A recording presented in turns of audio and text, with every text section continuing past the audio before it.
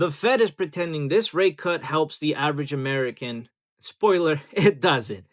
And yesterday's meeting was engineered to protect Wall Street and not you, me, the Americans, right? Main Street.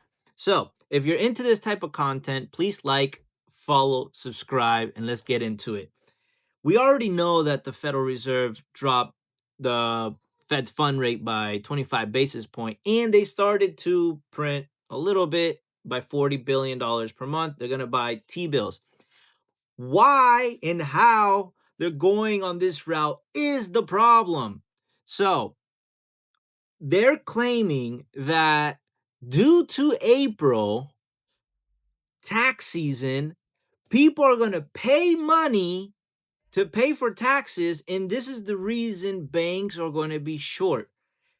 If banks are short on money, then they can't lend the money.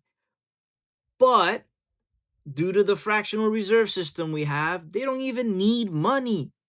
100% could be lent out. They don't need any reserves due to the COVID, the 2020 pandemic. It all went down to the Fugazi area. If you look even deeper, you have scam altmen going in front of the suits saying that, hey, we could be bailed out if you let us, but we don't need it. But if you give it to us, we want it.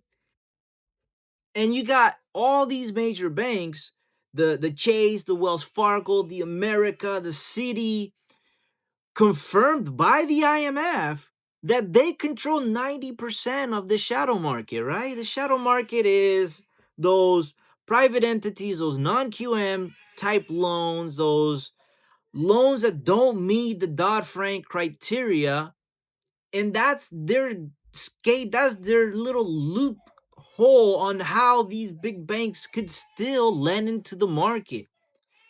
And there's a problem here because there is a liquidity shortage. These people just don't have the funds. Nobody wants to borrow at these ridiculous rates. So when the Federal Reserve came out and they said that they're going to start printing money on top of the IMF many months ago, I don't remember how many months ago, it was like what, 3 or 4 meetings ago, that they said, the IMF said, that the Federal Reserve is going to start buying treasury bills from payments done from previous treasury bills. So now they're doing private, or not private, they're doing the hush hush shadow QE, and now they're going to do fancy QE of 40 plus a 20 from before. Now that's what, $60 billion a month that they're going to start paying, not paying, they're going to start buying all of these T-bills. And then here's the pretty part. They say from 1 week to 3 years. How many week 3 years is, right?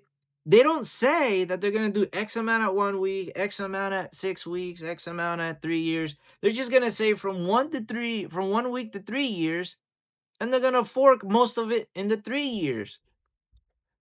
Now, when the Fed prints money, that money goes to these big banks, the big four. Those big banks are going to give that money to these shadow banks, and then the shadow banks are going to lend it to Sam Altman. And this whole thing is the scam because we already know that the job market is negative. Jerome Powell said it yesterday. We already know that, every other leg of the economy is horrible. We have massive layoffs. We have massive shortages on trucking.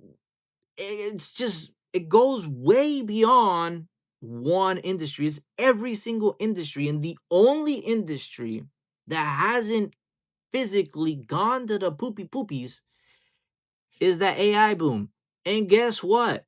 A couple of weeks ago, I think, or a couple of months ago, they're asking for a bailout, and they're getting it. And this is the way that they're going to engineer it. It's going to start with the little printing and then it's gonna go to private credit, then it's gonna go to Sam, and then it's gonna go to his pockets, and you're not gonna see a single dime of it. This will lead to bad news because they're not fixing the problem, they're just trying to extend the problem. They're claiming, the Federal Reserve, the FOMC, all the voting members, they're claiming that this is going to be the last rate cut. But on their dot plot, they could say whatever they want and then they can change it in like a day's notice, not even an hour's notice. They decide to do what they want. Even when they're not even working, they decide to do what they want. These next rate cuts that are coming are not going to be like the previous ones. The previous ones were like, hey, we see the economy getting worse, so we're just going to cut and anticipate the, whatever's coming. These next rate cuts are going to be like, oh, wow, this thing, bro, we got to like bail this thing out. Not just Sam Altman, not just the banks, not just the shadow banks or the repo, whatever they want to bail out. They're going to have to bail out everything. And this thing is looking like it's going to hurt. Now, who is it going to hurt? This is where I like to go into the Cantillon effect. Good old Richard Cantillon from a couple hundred years ago. There's actually one YouTuber that talks about this guy. Shout out to the uneducated economist. So basically, in a nutshell, what it means is that as more money floods the system from printing, those who own the assets are going to be the first to tap into this new pool of money that they can then go and invest this money, spend this money, save this money, hoard it. That will then create a inequality effect where the working class have to work harder to make a wage that is livable, however you want to say it.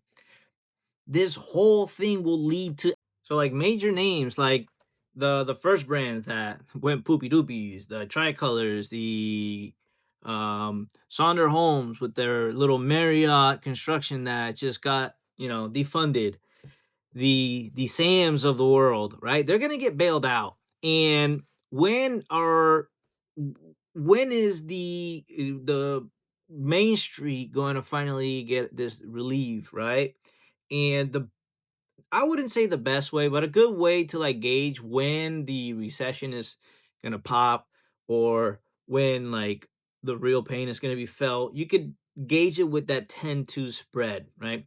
The more it spreads outward, the more of an indication it is that we are getting ready to see some type of an event, right? We are now at the worst part out of all the other times that it has inflated a little bit. And that just means that we are at shock level. The higher the number, the higher the shock level, right? So once this thing goes, it's going to be it's going to be a never ending spiral of rate cuts, but these are rate cuts not to anticipate, but as a reaction of what the economy is doing. Because rate cuts don't even control the curve, the long end of the curve that is going to really boost the economy. And once that starts to go, rates will collapse. And I'm talking about we'll go from 6% to 3 to 4, 2, right? And something that's different now than was before in terms of the historical events on how they try to prop up the economy, because after the GFC we know that they printed money and nothing happened. They try to do it again even more aggressively and nothing happened, but then somehow they managed to find a way to really prop up the economy in 2020, which that's a tool now they can use. Once all of this starts to like really happen, we're talking about helicopter money coming back, probably the forbearance program coming back, the purchase of stocks from the Federal Reserve, which although they didn't do it, they said they were going to do it. And just the idea that they were going to do it was the bailout, basically. but they're gonna start buying longer end of the curves. And we already got Mr. Scotty saying that he wants to buy some 10-year treasuries, right? Which I think is the correct thing to do. If you want to really prop the economy, if you're doing all these 3-year treasuries, you're not really propping the mortgage side of, or at least the real estate side of mortgages. You're gonna be bailing out more like the car market. You're gonna be bailing out more like the credit card market, right? Which all of those are tied to banks, mainly shadow banks, which is controlled by the big banks. But nonetheless, it's not going to be like you and I. You bought a house, you want to refinance, you got it at 7%, and you think, around the corner you're going to get that 4%. It's not going to happen. And this whole thing is not for us. We're not going to benefit from anything that's happening here. Once it all goes to the gutter, that rates are down. They're not down because the Federal Reserve is cutting. They are down because we lost our jobs. They are down because people can't afford to live anymore. They are down because the system we live in is stuck. It's in the mud. It's frozen. And that is not how this should be done. In fact, I mean, I don't know. In fact, I don't know anything about anything, but regardless, like the whole system, it's always geared for Wall Street. They just want their pockets full. It doesn't matter the recession, it doesn't matter the crisis. None of that matters. But, anyways, enough of me renting. If you like this kind of video, please like, subscribe, tune in for more of this stuff. This is like not this isn't really like educational stuff. This is just me with my little there. Hey, that picture right there is a little the Jacko Island portfolio. That's what it's called. But that's where the Federal Reserve was created, right? And I'm really into this stuff. I like to read as much as I can. If there's something I don't know, by all means, let me know and I'll look into it. But alrighty, guys, deuces.